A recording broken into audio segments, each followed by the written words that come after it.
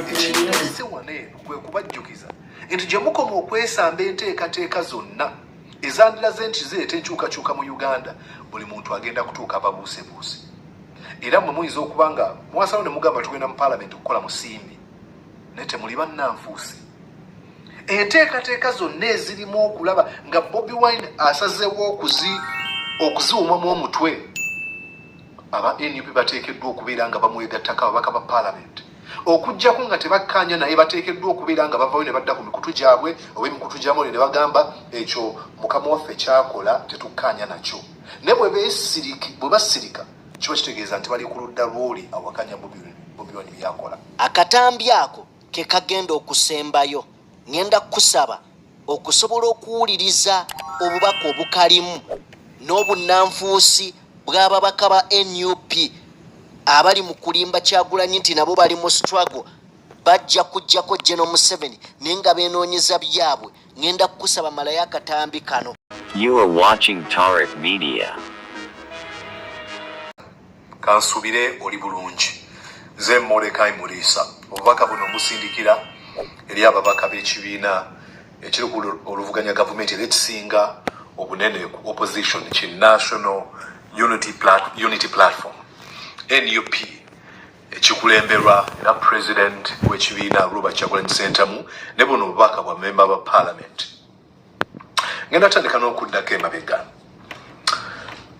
Retired Dr. Kanokiza Besigye bwe yali akola enteekateeka ez'enjawulo yakulembera nnyo n'abeera ku mwanjo. Era abantu bamulabanga omununuzi waabwe emirundi gye yagezaako gyonna okutuusa jjo ly'abalamu. Bobi Wine ate lwe yavuddeyo abo ne bagamba basinga mu Uganda ne bagamba nti ate katudde mabega wa Bobi Wine.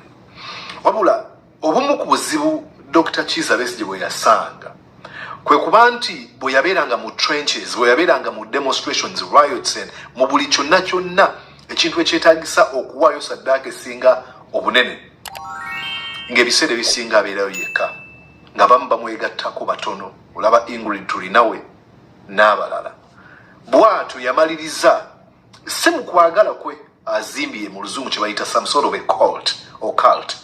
Abantu okubanga bamwagala okumufiirako nga bagamba tonyumya mulala kiva ku ki nti kasita abeera omweteefuteefu okuwaayo saddaaka esinga obunene ng'abalala abandi badde batambula nabo balaga bafuuse kyesirikidde nga muzigo mu ttimba, then obwesigwa obuganzi n'obuwagazi abeera amaze okubuwamba.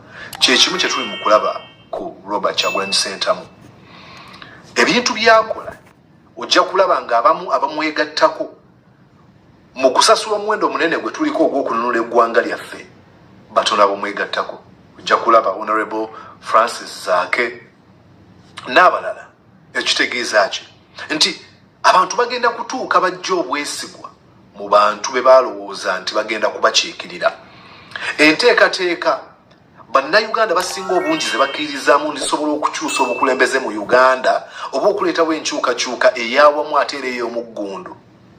Kasita bibanga bikolebwa omuntu omu ng'abantu babagamba nti bamuwagira oba bali mabega we bamwesamba oba bamwepena, ekiddako be bantu abalonda abo abantu abali mu parliament okubeera nga babeesonyiwa.